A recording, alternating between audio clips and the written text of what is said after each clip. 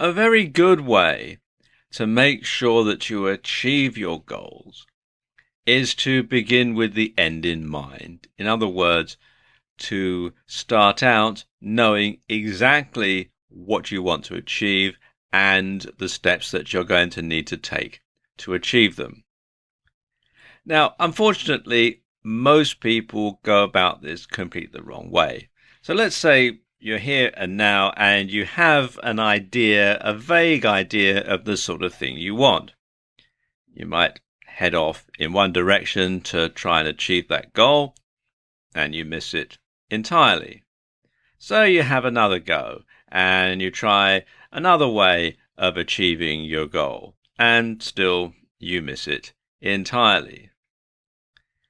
Then, after a lot more hassle and a lot more decisions and a lot more research and a lot more messing around and a lot more time, you sort of head off in the direction that you think might be the right one, and more by luck than judgment, you reach the point of achieving your goal.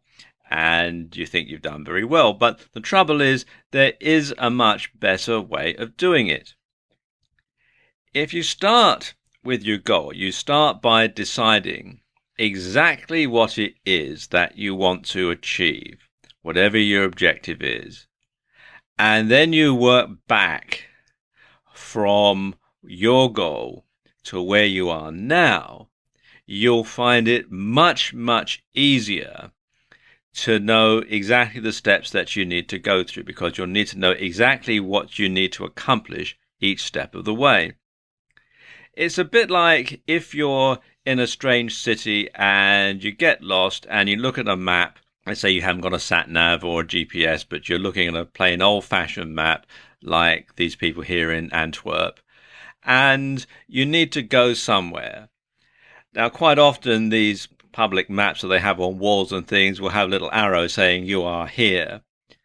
And often the easiest way to find where you want to go is to find where you want to go on the map and then work back to where you are at that particular moment. And then you can retrace your route backwards, in other words, from where you are now to where you want to go. But it's easier to locate where you want to go first and then to work your way back to where you are at the moment than try and sort of blunder your way through the various streets, especially if you're not really familiar with the town or city that you're in. Try it. It does work, and it does work very well. Okay, now let's give an example here as to how you can apply these techniques to your life. Now, let's say, for the sake of example, you've decided that you want to buy a classic sports car, like this 1956 MG here. What steps are you going to need to go through in order to achieve your goal of buying a classic MG? Well, let's start at the end. And your ultimate goal, your ultimate objective is to drive the car of your dreams. That's what you want to do, be that an MG or some other type of car. So that's the ultimate objective. That's the ultimate goal. Drive the car of your dreams. Well, in order to drive the car of your dreams, you're going to need to do a deal and purchase it from its former owner. Now, in order to get to that stage, you're going to need to view cars. You probably won't buy the first one that you look at, so you need to view several cars. You're going to need to take test drives, and you're going to decide on the one that you want. Now, in order to view cars and go on test drives, etc., you need to find these cars to begin with, and the way that you're going to need to do that is to scan classic car magazines, look at classic car websites, and so on.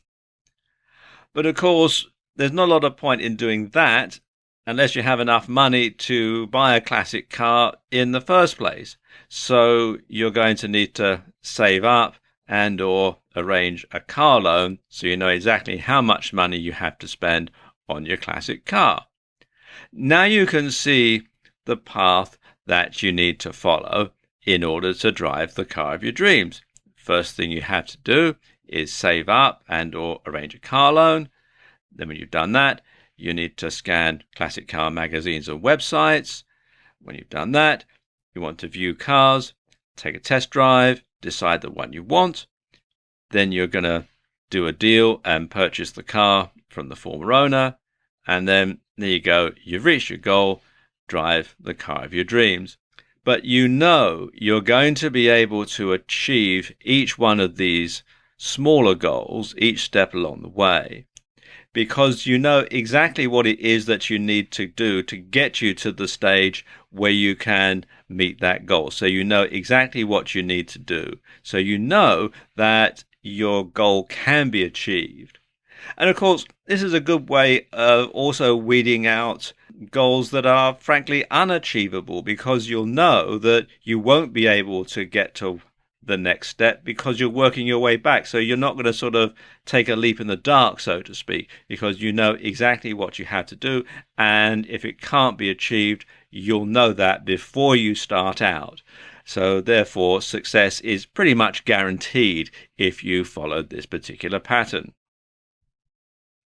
Now, this whole system was devised by the late Dr. Stephen Covey in his book, The 7 Habits of Highly Effective People. And it is, without a doubt, one of the best books on goal setting and life organizing that I've ever read. And you can still get it on Amazon and other good bookshops. And it's certainly worth getting and reading, and because it is, like I say, one of the best books that I know of on this particular subject. But like he says, when you begin with the end in mind, you know exactly what you need to do to achieve your goals and be successful.